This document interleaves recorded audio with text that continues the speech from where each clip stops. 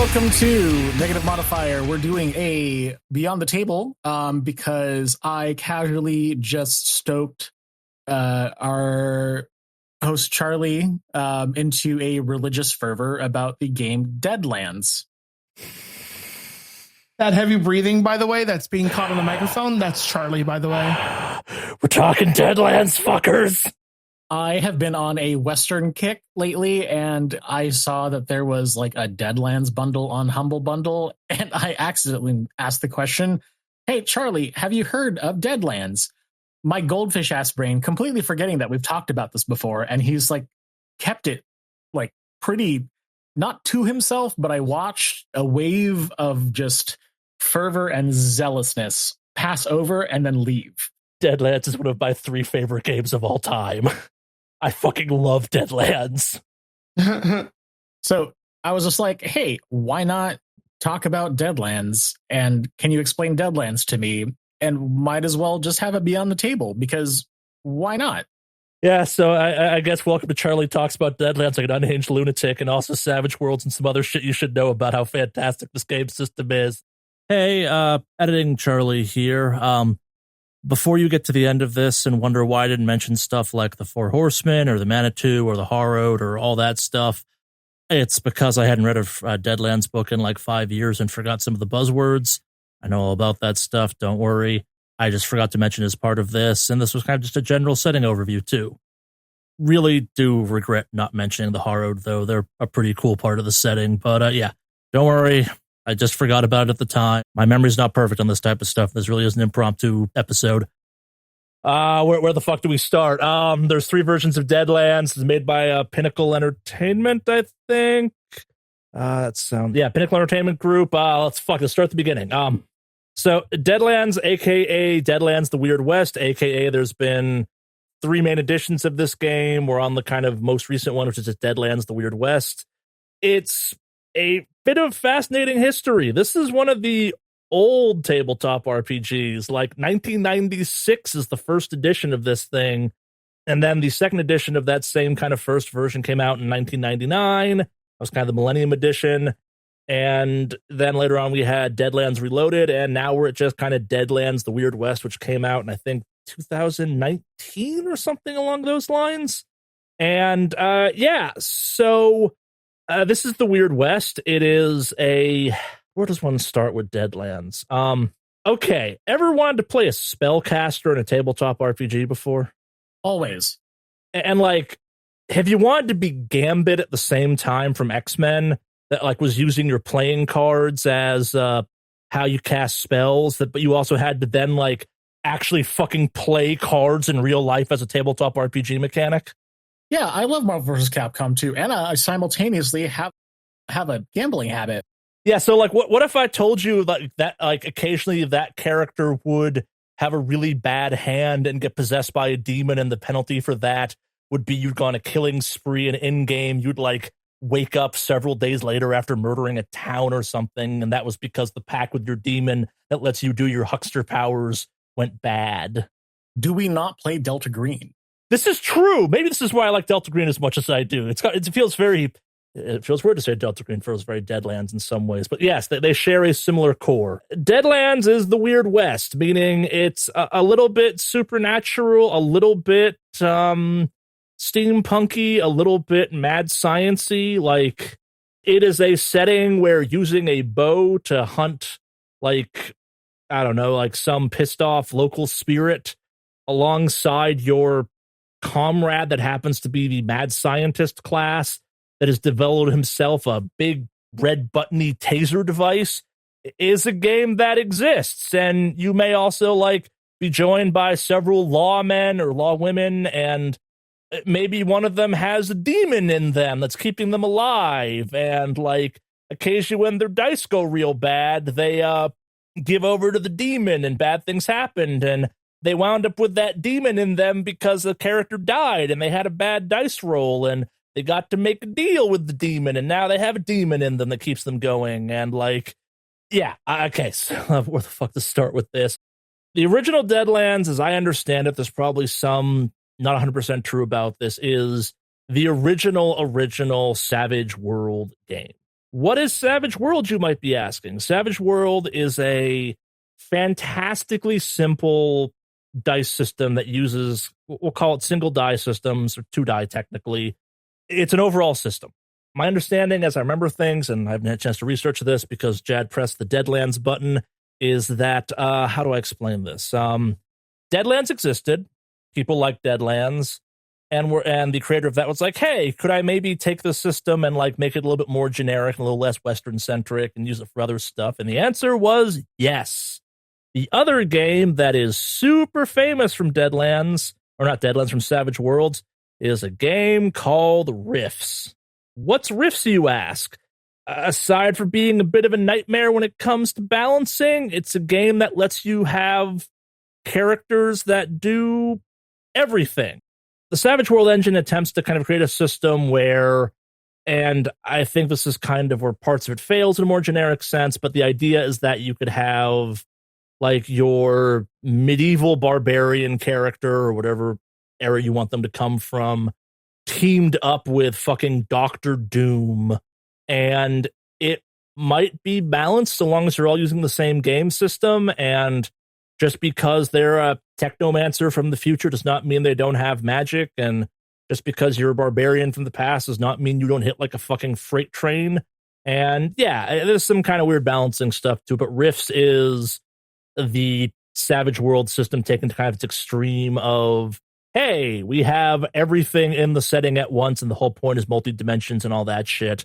And I'm only explaining this because Savage Worlds is more kind of, it's a more action-y game than we typically play. This is not a horror-centric game, but because of the subject matter, it's got kind of that fun, like, cartoon for teenagers horror vibe to it. Like, it is a Western game full of zombies and demons and demon bulls and all that type of cool stuff, and Wendigos and all that shit, but like from a more pulp's the right phrase, kind of action-adventure vibe to it. Like, it kind of looks very Jonah Hex. Yes, Jonah Hex is definitely the right, I was trying to think of the right comic book to compare it to. Jonah Hex is the best example of this, where it's like, we're not going to officially say this is supernatural shit. Deadlands is like, yo, we need you to go kill a lich. Why? It's stealing our cattle. What? Yeah, there's a lich stealing our cattle. You want to explain that? There's a lich that's stealing our cattle. But it's a lich. Yeah. Why is it stealing the cattle? Because it's a cattle rustler. Deal with it. That's kind of the logic of the setting, but I'm oversimplifying some for the sake of comedic effect. It's a fun alternative history thing. The different variants or the different editions of the game have brought kind of the fiction of the setting forward. The most recent one, the Weird West, uses the Suede edition of Deadlands, or as it's probably better explained, the Savage Worlds Adventure Edition, as Suede is more as what Suede stands for. And as much as I will always love how ridiculously over the top Western aspect the original Deadlands was, if at all you're curious as I go crazy talking about Deadlands, that's the version to play. It's much easier to get into. There's lots of books for it. There's lots of VTT support for it. What makes the original version cool is that it had like poker as a mechanic built into the game and shit like that. Like, Jad does not remember telling me this, but like one of his earlier tabletop RPG experiences was playing Deadlands, and like I think that game at one point requires you to have like a revolver or a shotgun thing to play it fully, but I could be misremembering my stuff at this point. There were definitely some fun accessories that existed for it because fans of that game were all in on the ridiculousness that was Deadlands. Oh, okay, cool. That's Deadlands. I do remember playing this, and I do remember it being like, oh, this is really fun. I have no idea what the fuck I'm doing because the people who are teaching me are not great teachers, but otherwise, I love rootin', tootin', pointing, and shooting. Yes. But yeah, let's talk about Deadlands, I guess, and why I love it a little bit. So, Deadlands is an alternative American history game. It takes place in the 19th century, primarily in the United States, but between stuff like Deadlands, the Frozen North, you got to go to Canada and stuff like that. And in the original version of Deadlands, it wasn't always all magical weirdness. Magic kind of broke loose, for lack of a better phrase. And as a result, on July 3rd, 1863, especially a powerful shaman named Raven performed a ritual an effort to drive European settlers out, and that created the Deadlands setting. And as a result of this, how do I put this? The Civil War kind of ground to an end. No one ever officially won. Like, there was a bunch of interesting stuff that I'm sure has not aged especially well about, like, what it was like having the Confederacy still around long after it's supposed to have ended and stuff like that. The modern version of Deadlands has this retconning thing called the Morgana effect. As each edition kind of pushes the meta plot of Deadlands forward a little bit, the Morgana effect kind of, I'm not going to say hard resets it, but kind of given some meta events that happened based on the campaign that went along with Reloaded and stuff like that. Basically, the South lost the Civil War ultimately, and then kind of stuff kicked into overdrive for the craziness. And yeah, it is one of the few games that attempts to explain its inconsistencies in its lore by saying, yeah, some wizard shit happened, and if you're misremembering shit, it's because you're not misremembering shit. You're just remembering a different timeline. I'm not in that timeline anymore. And yeah, this is the edition we're doing right now. Deal with it. But yeah, so this was kind of one of these interesting games where way fuck the back when. It felt very unique. For those not familiar with the history of tabletop RPGs, it's always had a very fantasy lean to it. And while Deadlands is most definitely not a fantasy game, it felt different at the time. Like, it's kind of weird talking about this in the 2020s when this game is quite literally almost 30 years old. Like, I think this game is older than Dylan is technically, or pretty damn close to it. Like, I'm not that much older than it, and I think, Jad, you're pretty close to the same age as it. This thing came out in 1996. Oh yeah, that would mean I'd be 5 years older than it. Yeah. So real quick though, just in terms of kind of fantasy settings versus non-fantasy or like historical fantasy and stuff. So with that being said, with the Western setting and all that other fun stuff, was it kind of like, not to have a pun, but like almost like a pioneer in the way that it was kind of creating this setting? Like, how is it comparative to like GURPS or like even... So there's a GURPS version of Deadlands. Okay, of course there is. Of course there is. Yeah, of course there is. I'm not going to say that this was kind of one of the original inventors of the Weird West concept, but it's definitely, I want to say it's kind of, at least in tabletop RPGs, I want to say this thing probably popularized it in a major way. Like, Back to the Future predates this thing, and that's definitely an influence on this game. And like, the history of Westerns obviously predates this game, and I'm sure someone had a couple supernatural Western stories prior to this. But like, I think for a lot of people like me, this was probably a first exposure to this concept of a unbelievably supernatural Wild West. And because this was a truly 90s tabletop RPG, it was kind of like middle fingers up. We don't give a fuck about what we rip off as part of this. And like, as a result of that, you have the Great Plains have a sandworm problem. And I do mean like a dune sandworm problem. Yeah, it's just kind of full of people just throwing everything they can at the wall to see what's stuck. And yeah, like the game had some kind of overall meta concepts, like the ghost rocks happen as part of the whole magic thing, and ghost rocks kind of become the MacGuffin of the setting. They are what power a lot of the super sci-fi tech. They are rocks that you can burn like coal that do a variety of weird stuff, but also the setting just kind of has steampunk and just weird mysticism shit going on. And even to this day, it feels very 90s in kind of a good way. Like, if you're looking at the art of this game, it has an undeniable style to it.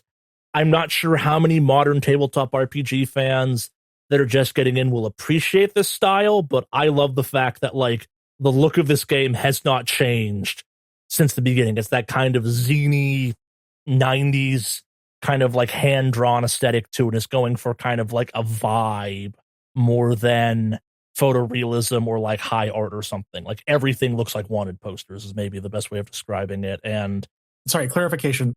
Are we talking about Deadlands Weird West? All of it.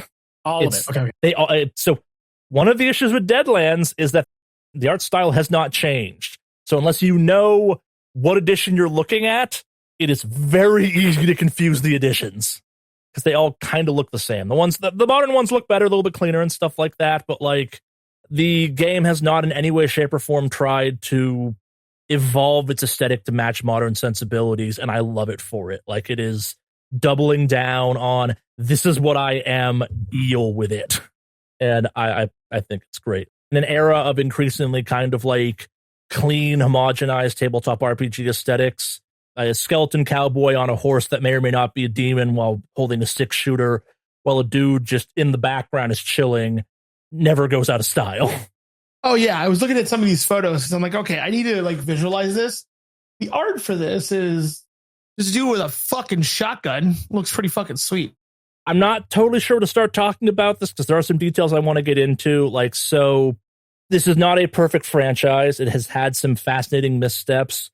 I can't remember if it was Deadlands or the sequel to Deadlands, which is Hell on Earth, that had, based on the math of the game, it was something stupid like 20 feet of chain was the most devastatingly powerful weapon in the game possible, because if you built your character even slightly correct, it was something like for every foot of chain you got to make an attack, and 20 feet of chain was something any character could carry, and like hitting something with 20 feet of chain gave you 20, I think at base 1d4 damage attacks that could be boosted up to like 1d8 damage, and that just made things explode because of how the math of the game worked. And like, rather than fixing that, the franchise was like, yeah, fuck it, chain's overpowered, deal with it.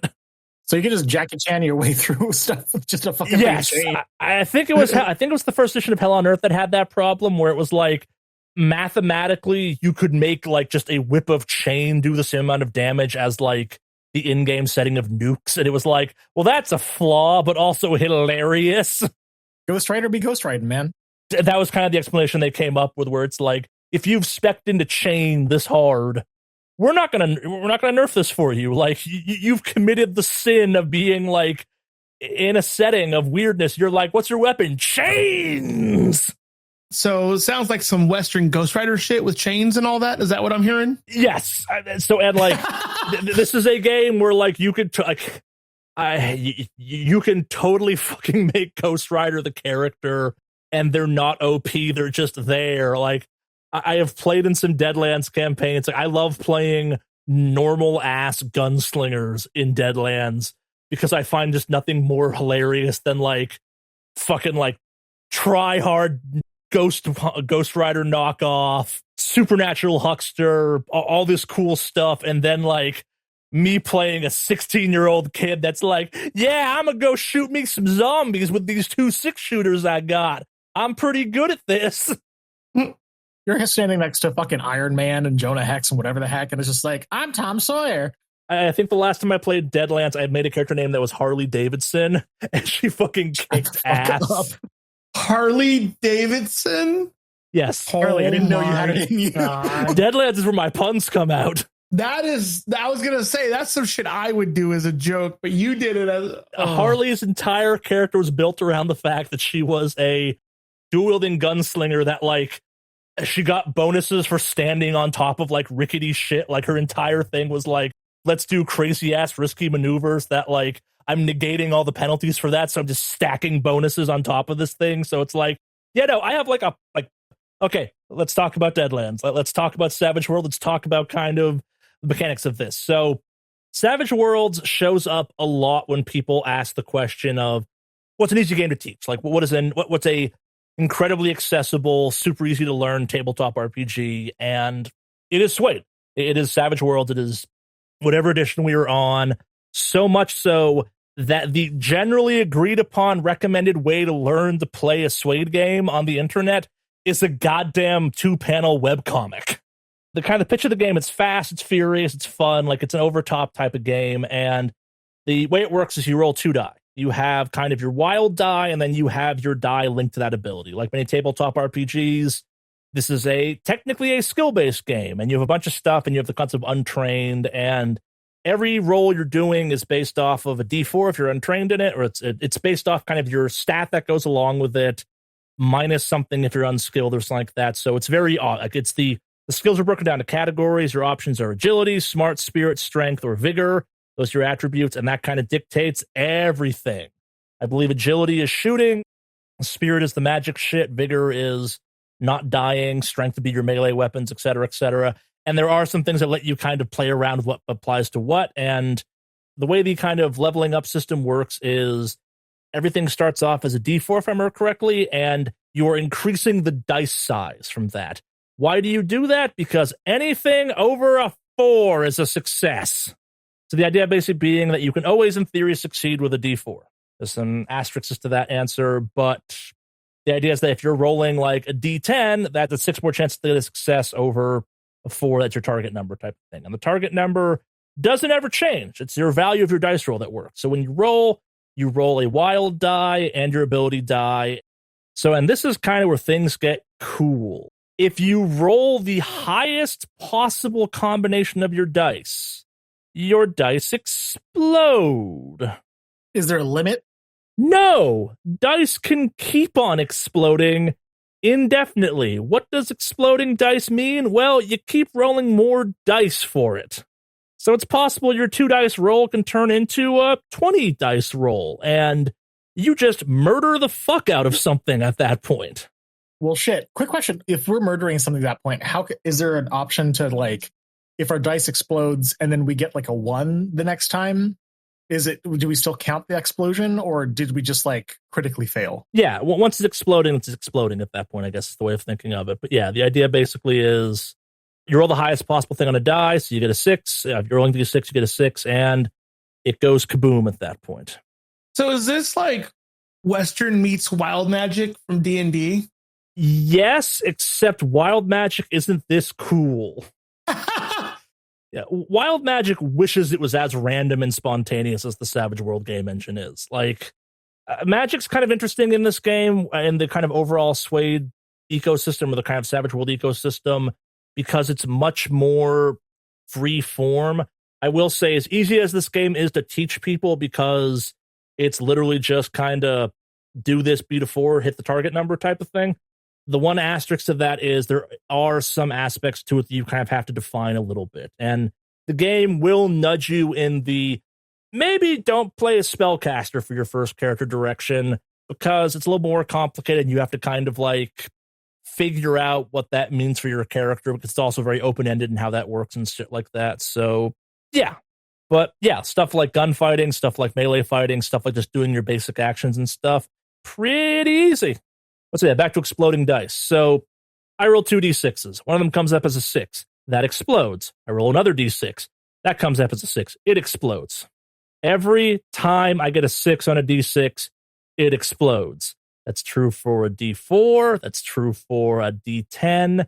And if they both come up highest maximal number, they also explode. So hilarity can ensue, and you just kind of keep stacking that. And on top of that, there's a whole secondary system called bennies. What are bennies? Bennies are a holdover from the original version of Deadlands that had a kind of poker chip mechanic to it. You earn bennies by doing cool shit. The game actively encourages you to do cool shit because it's pretty upfront about here's how you get more of these. You can use them to re-roll dice and a couple other things. You can use them to add kind of bonuses to them, et cetera, et cetera. You can also use them to soak damage. They're a multi-function thing. You also replenish them by overkilling stuff, basically. So you know those extra kind of exploding dice you might not need? Mm-hmm. They can be turned to a meta currency that you can then use later when you do badly or need to soak some damage or something. So the goal of this game is really to be exploding all of the time because you're just doing cool shit at that point, and you're basically banking luck for later use in the form of, I stand by the correct way of playing any Deadlands game is with a collection of missorted poker chips to hand out to your players. But that's assuming the exploding dice doesn't kill you, I'm assuming, right? Exploding dice doesn't kill you. It's all benefit to you. The explosion's not literal. It's just a mechanic where the dice keep exploding to kind of... Wait, did you think I was blowing up actual dice at tables? No, I mean, like, I thought the exploding dice were causing damage to the player. No, sorry. Exploding dice are a good thing. It's like critical successes. But you know in Delta Green you can get a critical success? Yes. Imagine if the critical success opened up the chance to have another critical success and another critical success and another critical success that could, technically speaking, statistically unlikely, but technically go on forever. So that one success unit could become 10 successes.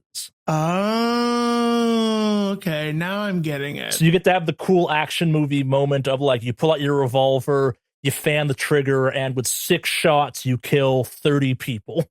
Mm. You got to curve the bullet, man. Ricochets all around, yeah. Yeah. Question, does the GM also have exploding die? They do. Everyone in the game has exploding die. That's terrifying. The game is weighted in the player direction. Like, this is definitely kind of more of a... It's more of an action game, definitely. Like, I'm not going to call it a full-on power fantasy because shit hits hard, but also the way health works in this system is a little more kind of forgiving. You don't have health, you have wounds, and kind of as you get hit, you take wounds and get shaken and stuff like that. And it's actually unless things go cataclysmically wrong, you're more likely to get knocked out and like injured than full on dead. But yeah, varies. Okay. The concept of the exploding dice is really cool, but the fact that everyone has it, including the DM, is kind of scary because it could be the DM gets one streak and it's like, oh, well, sure. TPK. Yep, absolutely. But at the same time, like, there are, so, you know, those bennies I talked about? Mm-hmm. I do damage. You have bennies.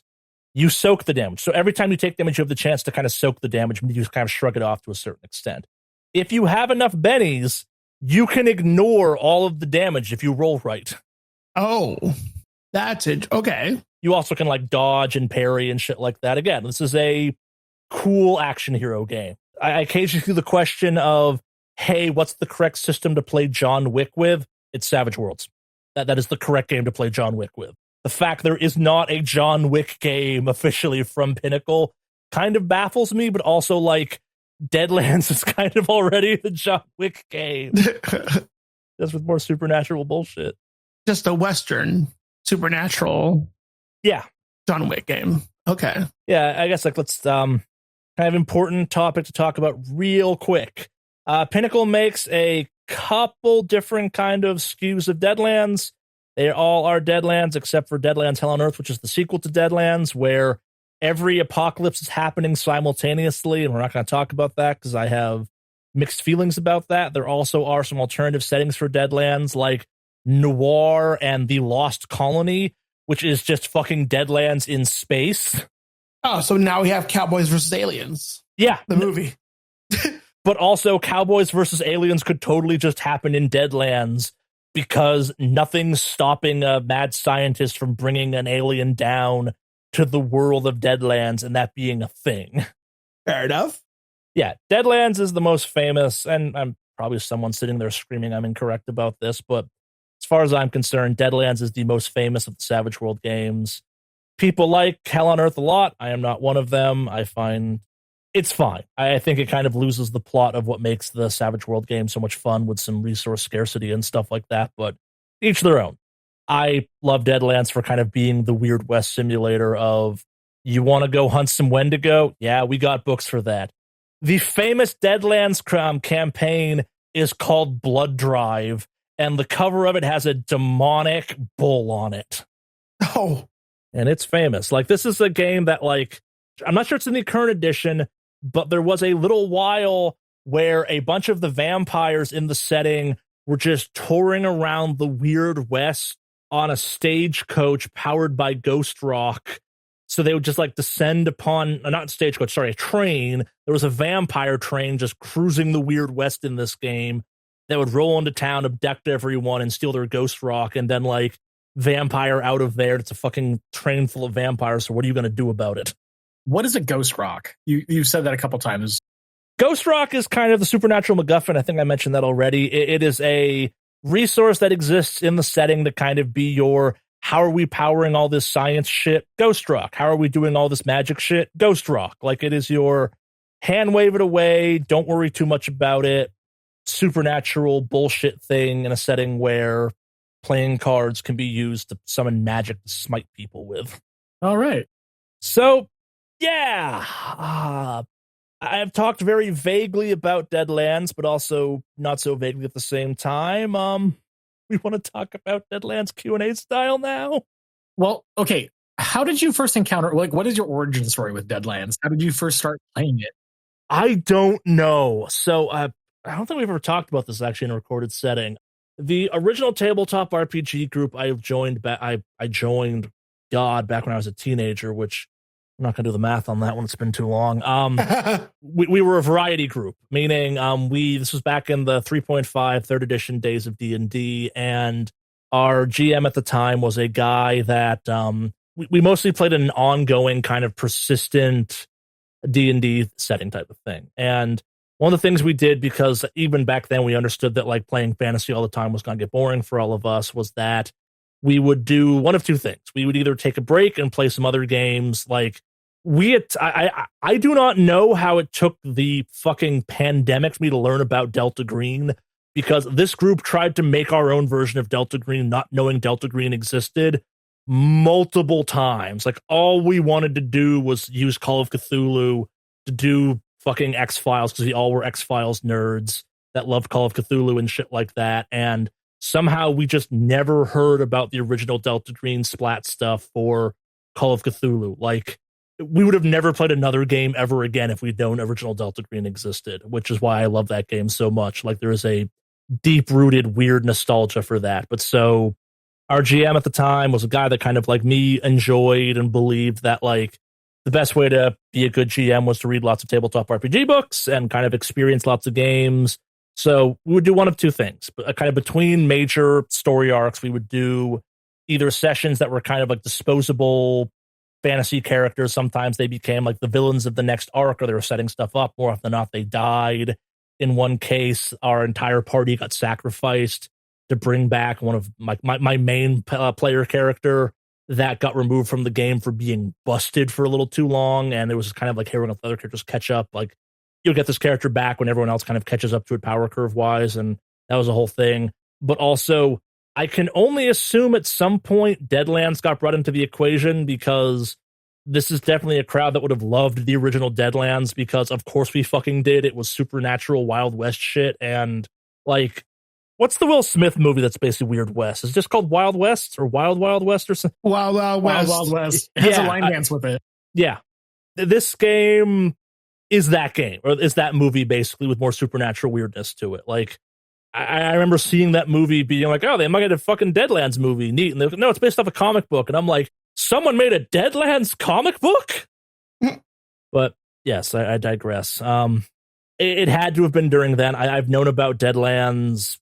I don't remember when I first learned about Deadlands, because that's how long I've known about Deadlands. Like this is one of the like original tabletop RPGs I learned about, I think, just because kind of back in the ye old tabletop RPG days of right after the turn of the millennium and shit like that, there were a lot less tabletop RPGs, and if one got famous, it got really fucking famous, and Deadlands is one of those games. There was also kind of an infamy to it in an era where Vampire the Masquerade and D&D were the biggest things by a significant degree, and we hadn't had the kind of splintering of Pathfinder and stuff like that. You had room for kind of weird, needlessly niche things, and Deadlands was this game that like had the attitude of Vampire the Masquerade, but a much chiller fan base and a kind of looser, goosier setting that like encouraged you to do dumb shit. And like if you wanted to have a skull-faced gunslinger hanging out with like, I don't know, a 14-year-old girl that was out to get revenge on her father's murderers, and you just wanted to do a weird Western story that like half of the bandit band happened to be like undead or something else, it just kind of worked that way. And not every story had to be some big, crazy, over-the-top thing. Sometimes, like, I have played in Deadlands games that the campaign was just a cattle drive. And it was just kind of a bunch of random roll tables of like, okay, today we're getting the cows past this weird bullshit. How do you handle it? And like, it's kind of fun in that way, where the game stakes can ramp all the way up from like setting, ending madness of magic and shit like that, all the way down to the mundane kind of often forgotten aspects of frontier life. And where lots of games at the time were kind of starting to tiptoe around certain topics, this game was like, yo, the West was racist. Fucking racist as shit. And it's weird to say it leaned into that aspect of it, but it was like, yeah, the natives don't like you. Why? you're an imperialistic force and took away their land and killed a fuck ton of them. Also now a bunch of like the Sioux Nation lands, technology just magically stops working on because of this whole ritual thing they did. So like they've literally stopped Western expansion. Good for them. That's evolved some over time. It's a very weird game where like, and again, I'm sure certain aspects of that I don't remember as well as other parts, and kind of like there's been 3 major editions of this. It's all jumbled together in my head a little bit. Like to put that in perspective, like when I was getting back into tabletop RPGs when kind of before Negative Modifier restart, I'm like, oh, what's up with Deadlands these days? And like deep dove into Reloaded and then found out like, oh, by the way, there's a new Deadlands edition launching in like 4 months. And I'm like, but all the Deadlands I now own is not important. And they're like, yeah, sorry. And I'm like, it's still Deadlands, so I don't care. But like, yay. Yeah, there's potentially an argument to be made that I have known about Deadlands longer than I've known about Call of Cthulhu, the game. Like that's a claim I'm willing to probably support some. Like this is one of the first tabletop RPGs I learned, most definitely. It stuck with me a long time, and the fan base that loves Deadlands fucking loves Deadlands. It's one of those kind of forever games for certain people, I think, and I think that's because the game is the setting for the game is defined enough that you can kind of get the answers for whatever you want to be doing in it, and you can kind of extrapolate off of that, but also the setting's kind of loosey-goosey enough where it's like, yeah, man, that big setting-altering event you played through, wild that happened. And magic just kind of resets itself, and yeah, the West Coast is kind of haunted by ghosts, so no one really knows what the rules are out there. Shit's crazy, yo. The timeline keeps changing, and some characters are aware of that, and some of them aren't. But yeah, I guess that's my history with Deadlands. So when does our history with Deadlands begin? So when are you going to make a Deadlands game? That's what I'm saying. Deadlands has been a game that's been on the we'll get to it eventually negative modifier list since day one. I feel like this has maybe pushed that game up the list a little bit to maybe we should get to this sooner rather than later. Maybe I should rethink the Halloween plans for this year so we can play some fucking Deadlands, because this game is Halloween as fuck. But I don't know. It's been on my list for a while. It's also one of those games that, like, if I'm going to do Deadlands, I want to do Deadlands all the way, if that makes any sense. Like, just a one-shot of Deadlands. It's not kind of a uniquely negative modifier thing. It's not maybe the way I want to introduce it to negative modifier, I guess, but also if I should get the fuck over myself and just play some goddamn Deadlands, because it's Deadlands and Deadlands is awesome. I don't know. It's been on the list for a while. I think kind of we've had some kind of weird production stuff happen, and kind of just plans have changed some, et cetera, and I had plans of us doing some Deadlands stuff after we kind of drew some of our longer running Delta Green meta plot stuff to an end, which based on the initial timeline I kind of sketched out for stuff we'd have been dealing right now at this time of recording. But the story has shifted some, and we've kind of added and subtracted some stuff and played some other games. Like, I didn't realize Cult would become a cast favorite the first time we played that. It would be like, we should play more of this, or that, like, we were even going to wind up playing Cult, et cetera, et cetera. Like, the timeline for when I thought we were going to get this stuff was made prior to me knowing about Cult, if that makes any sense. So, yeah, stuff shifts as it always should, because we play other stuff, and schedulings are weird and stuff like that. But it sounds like there's some cast interest in Deadlands now. Yes, only because the artwork is really fucking good. The artwork goes hard. The artwork goes way too goddamn hard. So I'm intrigued. No, this is fucking tight. I want to fucking play this. Yeah, it's weird. As someone that likes high lethality games, and kind of like, as I've gotten older, has been less and less tolerant of kind of overly power fantasy tabletop RPGs, Deadlands is this weird, I love it because it is what it is type of thing. Like, I'm not going to say it's uniquely it, but it's also one of those ones where there's been lots of, hey, I'm doing my own version of a Weird West game, and somehow they never top Deadlands. Like, it's one of those ones where I'm like, every Weird West game I've read or played that's not Deadlands, I go, yeah, this is cool, but Deadlands already exists. This doesn't seem as if you're turning into like this obelisk of divine intervention or divine capabilities. You are not. But rather you're just like a person. And like, yeah, sometimes you do some cool shit, and sometimes some really cool shit happens to you, which isn't cool for you. Yeah. I think it's also helped out by the fact that like it has a just fascinating mythology to it and stuff. Like it's one of those ones where it's kind of neat that like every mythology that existed in the Wild West exists simultaneously in this game. We haven't talked about it that much, but like it's got because this came from the 90s, it has at the time, I'm sure, kind of looking back, problematic fascination with Eastern cultures and stuff like that. But it's also like, yo, do you want to play a Kung Fu master in this game? We got rules for it. I did see the Chinese woman like holding a fan, and while there are times where I'm just like, the Eastern Orientalism is just too much, it's like, you know what? No, what I want to be a hot opium mistress, and I want to shoot guns. And this game totally leans into that aspect of it, I guess, where it's like, you want to be a prostitute? Are there advantages? Are there advantages? You want to be a magic prostitute? I'm sorry, what? You can be that. You can be an alchemist one. You can be a gunslinger one. You can be an assassin one. We got shit. This game's pretty flexible in how it's set up. I would love to be a Pony Express worker with a demon horse. That's a thing! Like, let's fucking go. My train is actually Ghost. Do it. Let's roll. I mean, there's so many ghost trains in this setting. So many ghost trains. Can I be a train that actually is a ghost of a person? No, but if you wanted to be a ghost of a train trapped in a human body, we could probably figure that out. That's kind of what I was aiming to go for, but like, okay, let's roll. I mean, like, there's a chance you'd like maybe be like a steampunk automaton in that case, but like, you could totally what are they called? I want to be a trolley predicament victim who possessed the trolley and is now trying to hunt down my killer, the person who did the switch. It's like the movie Rubber, but like a train or a Pacific Electric car. I don't know if those were invented yet. I mean, probably not, because it's electric. The setting is absolutely phenomenal. I am very intrigued by the way that this thing goes. And I'm not saying I want to get through as much of Delta Green as possible to end up in Deadlands, but I mean, maybe this is my sign to kind of stop waiting for the stars to align. We'll play some goddamn Deadlands. The story of Stanton Cree must be told. Because like I want to play some Delta Green, but also I'm excited for when we finally get to Deadlands. Yeah, I get it.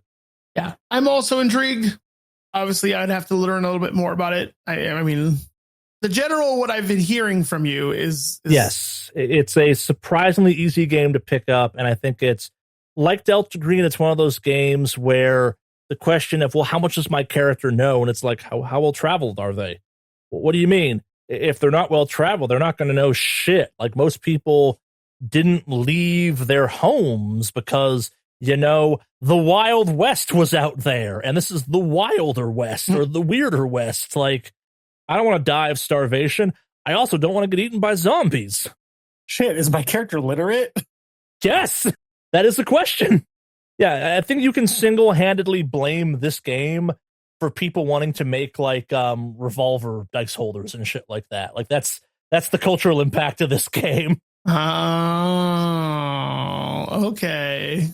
I still have mine. I haven't used mine in like a physical setting, but like goddamn, do I play with it frequently?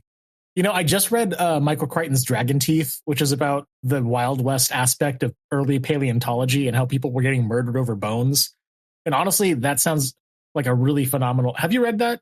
Yes, and I've totally played in a campaign of this where a necromancer was going around stealing dinosaur bones to build a dinosaur army.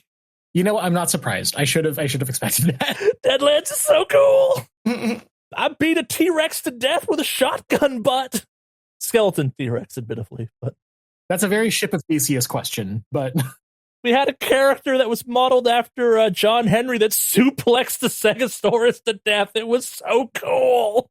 Yeah, I'm down. I'm very excited and happy that I accidentally just re-educated myself about Deadlands' existence.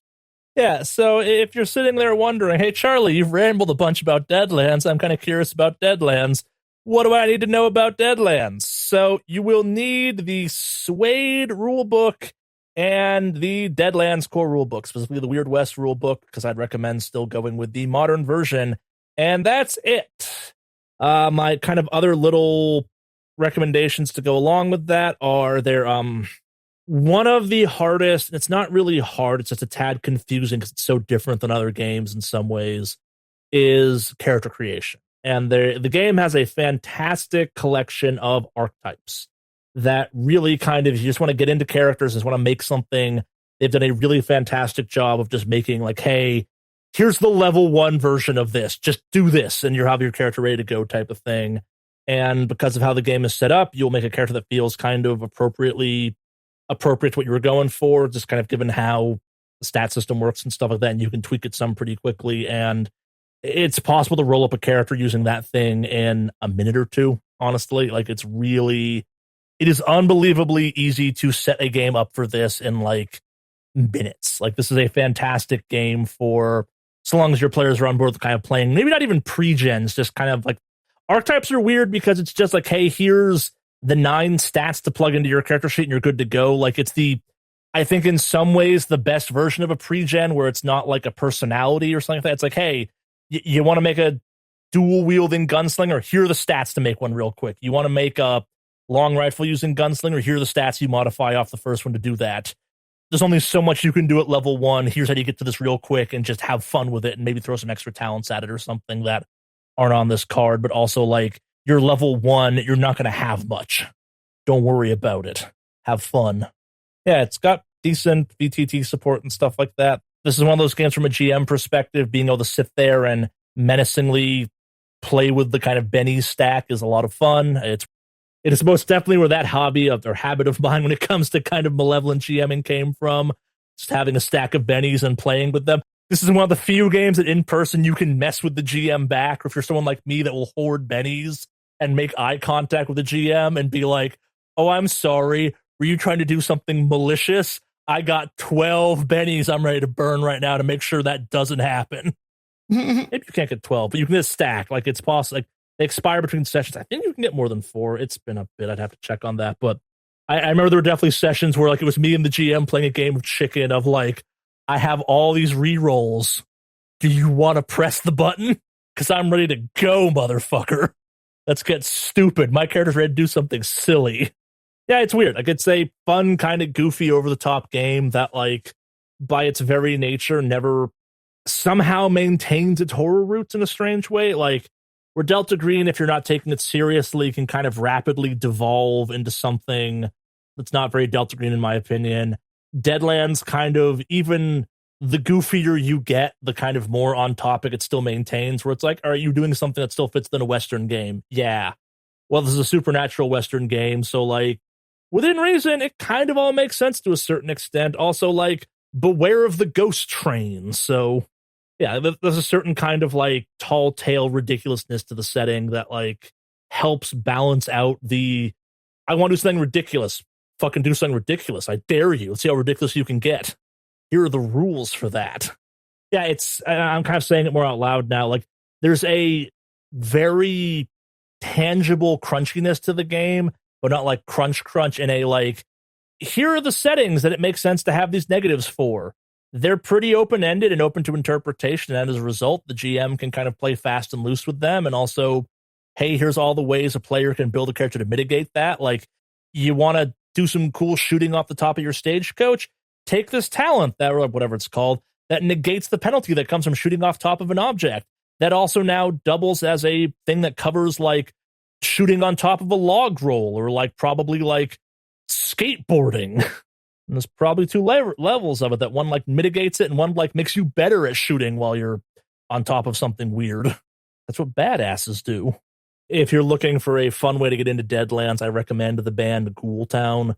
I don't know anything about Ghoultown beyond that. Their entire discography of songs is basically seed ideas for Deadlands. One of my favorite songs by them is called it's called Drink with the Living Dead, and it is where the campaign, whatever you want to call it, for Negative Modifier draws its main character's name's inspiration from. It's their story of Stanton Creed. My Stanton Creed is much cooler. Different, at least. He did not get shot for drinking other people's drinks. Weren't expecting to have a band that linked back to Deadlands, were you? Band? Ghoul Town. Okay. It's not actually a Deadlands band, but they feel very.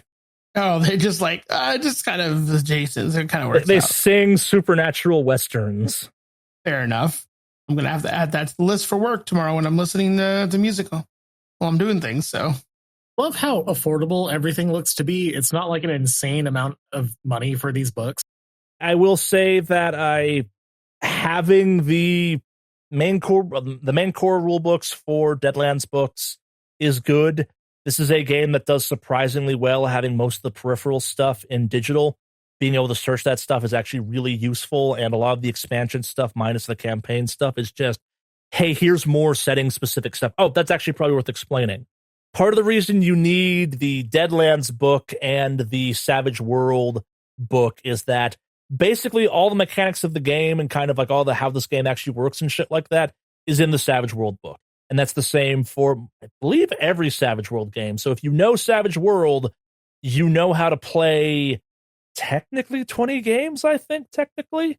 And the setting-specific core rule books tell you what in the Suede book is off limits, or what in the kind of main core rules is off limits for this setting, while also adding in a bunch of setting-specific stuff. Like, it's where, like, Deadlands is like, hey, here's the rules for dynamite and revolvers and a bunch of, like, Western-specific stuff that's not in the main core rule book, because the core rule book would be 1 billion pages long then if we had all this stuff in the main book type of thing. And like, oh yeah, by the way, spaceship piloting doesn't exist in this setting, so don't take that stat.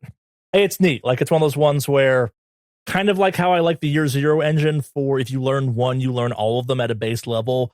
This is the same kind of philosophy where, like, it is possible to play many different games without ever leaving the Suede ecosystem, and I think that's kind of cool. I recommend playing more than just Savage World stuff, but like, if you're looking for a lot of bang for your buck, it's not a bad way to go. And Pinnacle does a pretty good job at kind of keeping their stuff relatively affordable. Like, you can spend a lot of money if you want, obviously. It's a tabletop RPG. They're going to take your money if they can type of thing. But at the same time, I kind of give them some major points for, you can, in theory, hack your way into any of the settings that exist for this thing with enough effort and just the core rulebook.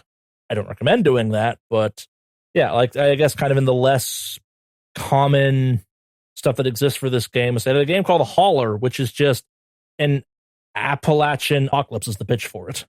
I was just looking at that, as well as the Pacific Northwest shit, and in my brain, I'm just like, oh man, I've never finished Oregon Trail successfully. I can't imagine having to finish Oregon Trail, or like the Donner Party situation, but like with monsters as well. We don't talk about the Oregon Trail in Deadlands. Mm-hmm. What do you mean we don't talk about the Oregon Trail? We don't talk about the Oregon Trail, Jad. Okay. So many people died. Mm-hmm. The Savage World system, it gets refined every few years. There's not too many editions of it out there, and there's a nice backwards compatibility of it. Like, I made the joke about how I got into Deadlands and had to basically buy a bunch of new Deadlands because new Deadlands came out shortly after Deadlands happened, et cetera, et cetera. And that was annoying at the time, but also, like, the previous version of Savage Worlds was still available enough, and I messed around with that for a little while. I'm like, yeah, let's try the new one, and I like the new one more. I guess kind of a couple things to keep in the back of your mind when it comes to Deadlands is that there are some other versions of Deadlands that we don't talk about, like the D20 version of Deadlands. That's real bad. Oh, that sounds so stifling. It was part of this trend of get the fuck on the D&D Express, and it exists. Deadlands community acts like it doesn't. It got some weird popularity for a split second and then kind of died off again. There is a GURPS version of Deadlands. I don't know if it's been supported in a long time, but it existed at one point. Like, in a weird twist, there's a Suede version of Pathfinder. Like, there's a version of Pathfinder that exists in the Savage World game engine as well. Like, this is not just them porting their stuff to other things. There is some of that going on too in the background. Oh yeah, no, 2020 they got a re-release of the GURPS version of Deadlands, so that exists. Yeah, so I guess the kind of things to keep in mind, there's Deadlands 20th Anniversary Edition, which is just the same as the old kind of 1999 edition of the last version of the original version of Deadlands. Then there's Revised, that was 1999 to 2006. I think that's the version I played, or maybe not. I'm not totally sure. I know I was aware the D20 system exists. We actually it didn't exist. And then, Reloaded happened in 2006, and that ran to the kind of modern era we have Deadlands Weird West. I think happened around 2019 or something like that. But yeah, Deadlands.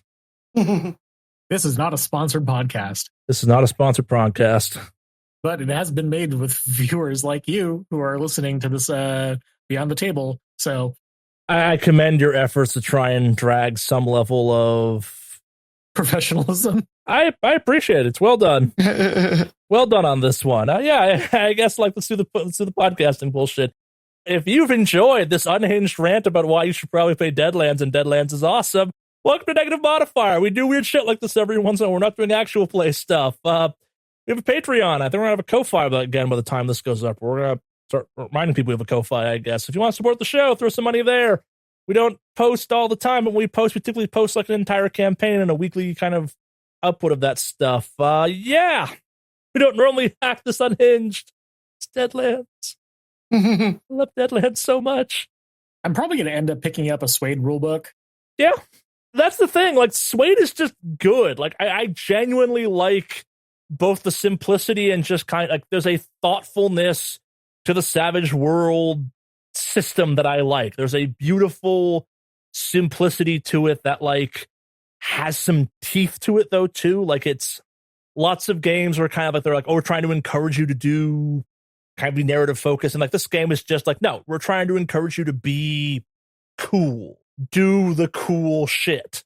This game rewards you for doing the cool shit, but also understand that cool shit is hard, but no risk, no reward. Fortune favors the bold, and we kind of built the game system that kind of leans into that some in a fun way. And yeah, the dice explode. That's a fun term. Alex thought that hurt your character like they were dynamite. That's a fun misunderstanding. Yeah, well, I was hearing boom or whatever it was called, or exploding dice, and I'm like, oh, yeah. And then when I said, oh, it's like wild magic from D&D, and you're like, yeah, kinda. So I assumed this was shit that was going to blow up on you, but didn't know it was a multiplier or potential banking of luck. So that actually makes it an interesting little twist. Yeah, that's how the Benny system works. And I guess the Benny system is universal to all of the Suede stuff. A lot of what I think makes Deadlands cool is not unique to Deadlands. It is the Savage World game system. Deadlands is just where it originates from. That's kind of the crazy part of it, how this system evolved. And I might be wrong about the history of that, but I think it started off with that version of it. Any questions, I guess? We didn't even talk about how initiative works. There's a deck of playing cards you pull out of that tells you you draw cards every single turn to decide initiative, and you want to get jokers and stuff. They never moved away from the kind of cool poker inspirations of it, or at least the kind of gambly aspects of it. Is that for all of Suede or just Deadlands? All of Suede. Fucking tight. Yeah. Huh. Is the Night Train their version of this? I don't want to say the Strawl storyline, but it looks like I think that's the vampire train I was talking about. Yeah. I mean, it's basically Snowpiercer full of vampires. What more do you want? You just keep giving me all these buzzwords where I'm just oh my God. But it's a locomotive though, too. Is the train a vampire? I mean, there's a very real chance the train, instead of using water, uses blood. Sick as shit. So, yes. Yeah, this is a setting that literally has mad scientists as a class. A train that runs on blood is not outside of the norm. Oh god, you could totally have a vampire train depot that instead of having a water tower, they just have the blood tower or something. And I don't know, what would a vampire depot trade in? Oh fuck, the idea that vampires raise the best state cattle would be hilarious. Jad has sent me a picture of the Weird West Marshal badge. Did I not mention what the Game Master's called in Deadlands? Are you the fucking Marshal? I'm the fucking Marshal. It's so great. I just saw this little badge and I was like, that's so cute. Aw. Not realizing that, all right, man, that fucking makes sense. The Game Master's Marshal. I think this is one of the games that had kind of kicked me into the I love games that have another name for game masters. Like, nothing will ever beat Alien's mother, but like this is up there along with Handler and other shit. But yeah, this is probably the first one I played. They're like, oh, by the way, we don't have dungeon masters in this game. We have marshals. It's like, that's stupid and cool. Here's a badge. Like, everything about this game, if you're playing it in person, the game master or the marshal should be showing up in a cowboy hat. That's the correct way to play Deadlands if you're the game master. I'm sorry. Like, maybe you should be required to wear spurs. Maybe it should come with like the game master edition should come with like an empty revolver. Like, it should come with a bandolier, a 10-gallon hat, and spurs. I totally forgot about that. Like, the book refers to players as partners, but it's spelled out like partner.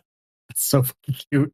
That is actually kind of fucking adorable, yo. Yeah, I totally forgot the fact that I'd have to double check that all this is written this way, but like the books are written a little bit like someone is talking to you, where like it's got like, now before you get ahead of yourself, partner, we got to talk about character classes, and you're like, why the fuck is this written this way? This is great. Maybe that's the original version, but I think that's the current version too. Oh yeah, that's the asides for game masters that are like, you may remember the setting being like this, partner. It's like this now. Deal with it. I know it definitely was partner then. But yeah, Deadlands. We're negative modifier. We don't do actual play stuff and not just gush about a game that's older than one of our cast members. Oh, fuck. Jesus. But if anything, hey, I mean, like, if this influences or whatever have you, like, I've been influenced. I was just like, what's this? I love cowboys. We are not getting paid to make this episode. This is just what happens when you get me on a topic about a game I love. Yeah, join us for our normal stuff. We got stuff coming. This will probably go up before the more normal stuff happens. So yeah, stuff's coming. It's production snags, but yeah. Hope you enjoyed this very convoluted rant about it. Support your local game shop. If you find out that, hey, this is actually something that you're interested in, check out the Suede books. If anything else, I guarantee there is some old timer in every GameStop, at least in the US, that if you find them and say, do you know how to play Deadlands? Their eyes will light up and they'll be like, do you want to play Deadlands? We're out there in the shadows waiting for someone to ask us to play Deadlands. I have no idea how to end this. Well, thank you, Charlie, for educating us on a brand new game. No problem, partner. Thanks for educating us. See you next time, partners.